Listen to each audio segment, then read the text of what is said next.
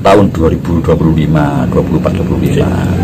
Nah, itu banyak orang meramalkan tanda-tanda bahwa Indonesia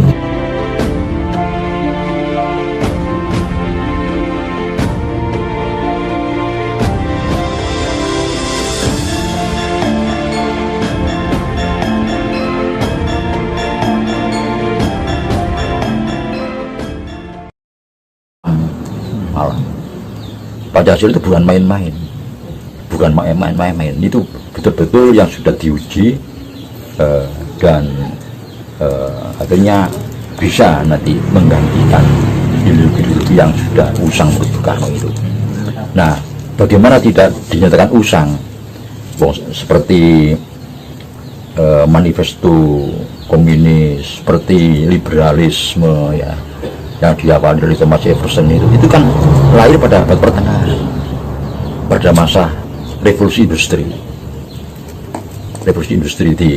di Prancis, di Eropa itu ada revolusi industri, sehingga dari industri muncullah kapitalis, liberalis, munculnya kolonialis karena perkembangan industri yang sangat pesat.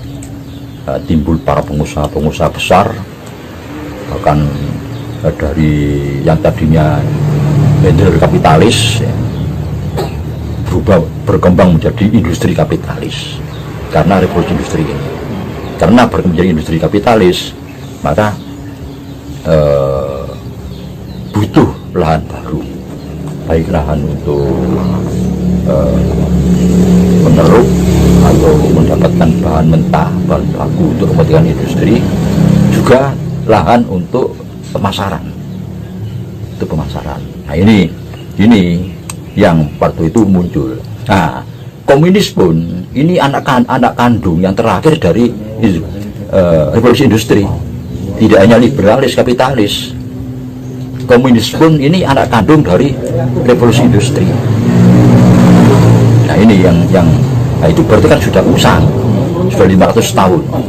Ini pun juga cocok dengan janji Sabda Palon, 500 tahun. 500 tahun ya, 500 tahun. Apakah ini merupakan awal dari perubahan alam tadi, Mbak? Ya betul begitu. Jadi kita tidak langsung menebak ya, karena semua manusia itu hanya mengira-ngira, menebak bahwa Sabda Palon itu jadinya begitu. Jadi baik munculnya Pancasila, berikut proklamasi kemerdekaan ini, dan berlakunya Pancasila, diterimanya Pancasila sebagai dasar negara. Ini jangkauannya panjang, dua momen kan ini, proklamasi dan sekarang. Ini. Jadi dengan begitu maka kita bisa menebak bahwa akan terjadi perubahan peradaban manusia ini. Seluruh dunia, Mbak Gatot? Seluruh dunia, perubahan peradaban. Mbak, apakah ini ada hubungannya dengan ini, Mbak? Ini kan ada beberapa para ahli astronomi, Mbak, yang mengatakan bahwa entah berapa ratus tahun lagi ini kan manusia akan rame-rame hijrah ke planet karena bumi banyak bencana alam. Apakah ada kaitannya dengan ini, Mbak Gatot? Nah, ini memang ada satu pemikiran dari para ilmuwan dan dari para manusia kita ini tentang apakah ada batas bumi ini kemampuannya dalam menampung manusia. Nah ini, apakah bumi itu ada batas kekuatan bumi menampung manusia? Nah, ini, sampai ada niatan untuk hijrah ke planet lain. Nah, sebetulnya bumi ini sangat sanggup menampung manusia, sangat sanggup. Memang diciptakan manusia ini di muka bumi. Ini ada saling merawat kan, saling memelihara. Manusia memelihara bumi, nah, bumi nanti dapat imbalan, mengimpulkan imbalan kepada manusia. Dan sampai kapanpun bumi ini mulai tercipta hingga sekarang ya, sampai kapanpun tetap volumenya kan tetap konstan, beratnya konstan, volumenya konstan. Karena semua yang tumbuh di bumi ini berawal dari bumi, bahan bakunya dari bumi sendiri, dari alam, sehingga tidak akan menambah beban berat, tidak akan menambah kesempitan ruangan, enggak, karena bumi selalu sanggup. Berapa Itu kan banyak gitu. selalu sanggup menampung manusia. Hanya manusianya yang tidak percaya, yang mulai curiga. Apa bumi ini sudah masih sanggup menampung manusia ini? Nah, sehingga punya pemikiran macam-macam. Nah, tentang kerusakan bumi ini akibat pola manusia. Pola manusia. Manusia tidak perlu menghindar. Itu namanya mau cuci tangan, pengecut, mau lari. Setelah dirusak dia mau lari, tidak bisa seperti itu. Dia harus diperbaiki kerusakan itu, jangan lagi merusak alam. Nah, ini yang namanya ajaran tentang alam dan manusia ini, itulah Pancasila. Ajaran itu. Jadi perubahan peradaban itu nanti ke situ, tidak bisa lepas dari Pancasila. Kita pelajari, kita tafsirkan dan sebagainya, itulah ideologi yang baru dunia untuk menggantikan ideologi yang sudah lama, kapitalisme, imperialisme, ya, kolonialisme, liberalisme, dan komunisme. Ini bukan mengatakan ini sudah usang. Sudah 500 tahun harus diganti. Nah, Bung Karno memberikan tawaran penggantinya Pancasila itu. Nah, ini alhamdulillah bahwa saat ini Pancasila sudah mulai mengakui, semua pihak menerima Pancasila. Mbah, tadi Mbak Gadot mengatakan bahwa Pancasila kan sudah diakui, bahkan nanti ke depan dunia pun akan mengakui. Itu maksudnya bagaimana Mbak Gadot? Ya diberlakukan Di seluruh dunia? iya, diberlakukan. Coba nanti kan terasa. Di situ ada faktor keseimbangan Pancasila itu, persatuan bangsa. Setiap negara, setiap bangsa ini harus rukun.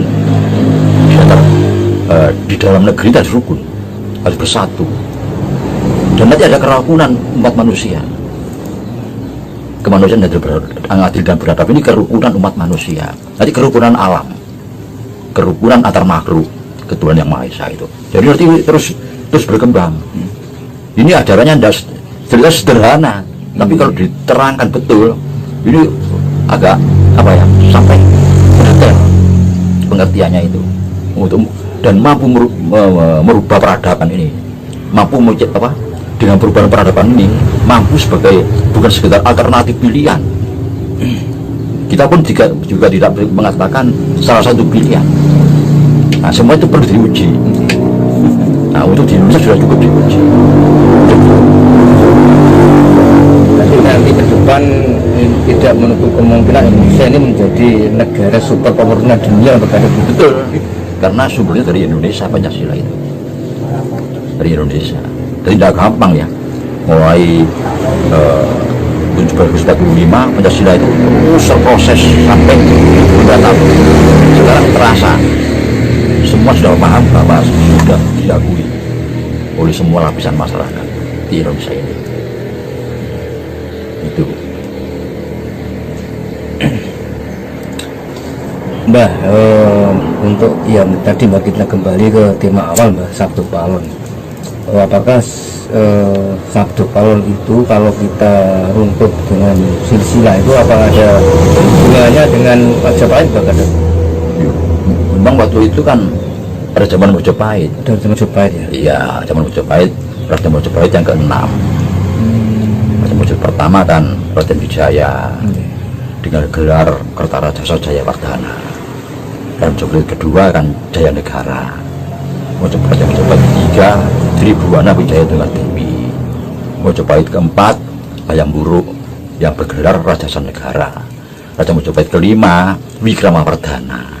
Yang keenam ini dia Kertawijaya dengan gelar atau nama Abhiseka Wijaya Parakramawardhana. Ini jelas. Dan ini 500 tahun setelah itu kita merdeka. Nah, kemerdekaan itu, sehingga dihitung dari situ, dari sebentar 500 tahun lagi saya akan kembali. Nah, itu yang diubah oleh Raden Ngabaya Ranggawarsita, yaitu Kertawijaya itu, dan 500 tahun kemudian ditambahkan berarti 1945. Nah, bersamaan dengan lahirnya, dengan proklamasi ini, kita munculkan Pancasila, dimunculkan oleh Bung Karno Pancasila. Ini jadi diri bangsa, jadikan filosofis bangsa, dijadikan dasar negara. Nah, teruji dan diuji dengan segala macam pemberontakan, mau menggantikan Pancasila, akhirnya semua akan pemberontakan gagal dan Pancasila tetap jaya, tetap kokoh. Nah, ini nanti di dunia dalam mempelajari sejarah Indonesia ini akan kaget kalau itu benar. Memang goyang pada saat Bung Karno mencetuskan Pancasila, dunia goyang, diakui dan diakui semua negara-negara, baik itu di Eropa Barat maupun Eropa Timur, termasuk goyang untuk dengan munculnya Pancasila sebagai dasar negara ini. Ini mereka juga cukup tanggap bahwa ini ancaman untuk mereka, ancaman. Mereka pun melawan, ya lewat tangan-tangan orang Indonesia. Akhirnya gagal semua. Nah, karena gerakan untuk melawan Pancasila, untuk mengganti Pancasila sebagai dasar negara ini, yang dilakukan oleh bangsa kita sendiri, itu dikendalikan oleh bangsa luar. Ya. Otomatis bangsa luar mempelajari, kok gagal, kok tidak bisa berhasil mengganti Pancasila ini. Nah, dia berpikir, dia akan berpikir ulang, itu betapa hebatnya Pancasila ini. Nah, demikian mereka merasa bahwa ajaran-ajaran lama yang diciptakan oleh Thomas Jefferson, Marxis, Lenin, dan Mao ini ternyata persis sesuai yang disampaikan oleh Bung Karno, sudah usang. Mereka akan merasakan itu, bahwa memang sudah usang, bukan zamannya lagi. Maka mereka akan mulai berpikir tentang Pancasila ini. Ini yang dimaksud perubahan peradaban. Makanya kembali tadi bahwa kalau ada bangsa-bangsa yang merasa sudah sangat modern, mampu menjelajah ruang angkasa, mau eksodus ke planet-planet di sana, ini memberikan diri karena dianggap bumi sudah tidak mampu lagi untuk menampung manusia dan bisa hancur. Nah, padahal sebetulnya bumi tidak punya batas kemampuan dalam menampung manusia dengan segala persoalannya. Tidak terbatas bumi itu, masih diciptakan oleh Tuhan ya. Untuk manusia untuk alam. Demikian bumi tercipta lengkap dengan segala materinya, maka diciptakanlah manusia. Berarti manusia diambil dari banyak dari bumi ini. Nah, antara manusia dengan bumi ini satu kesatuan. Nah, tidak bisa dipisahkan. Jadi sampai kapanpun bumi mampu, sanggup menampung manusia dengan segala persoalannya. Tidak perlu khawatir, tidak perlu takut. Nah, ini.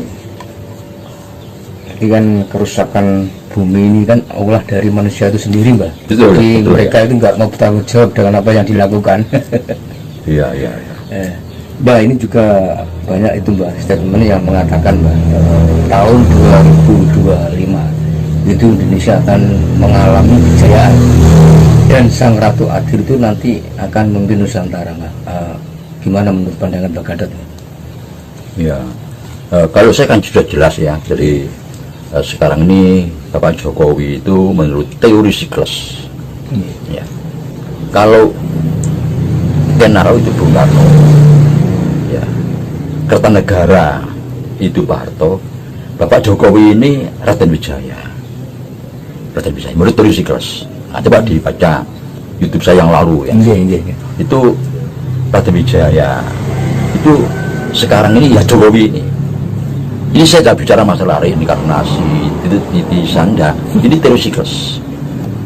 Jadi persis suasana sekarang ini merupakan suasana di awal Mojopahit. Nah, Bapak Jokowi ini saat ini. Nah, kalau nanti itu kita tarik tahun 2025, 24, 25. Nah, itu banyak orang meramalkan tanda-tanda bahwa Indonesia menjadi sesuatu dunia itu masuk. Betul Pak Kiai. Masuk, iya. Karena apa? Gini, sekarang ini kalau kita baca sejarah, seolah-olah pada awal abad pertengahan dan pada saat abad pertengahan, peradaban manusia kan berubah menjadi peradaban alat tukar. Ngerti ya? Jadi peradaban alat tukar, uang. Itu. Kita dulu kan tidak mengenal uang. Kita kan tukar menukar antar barang.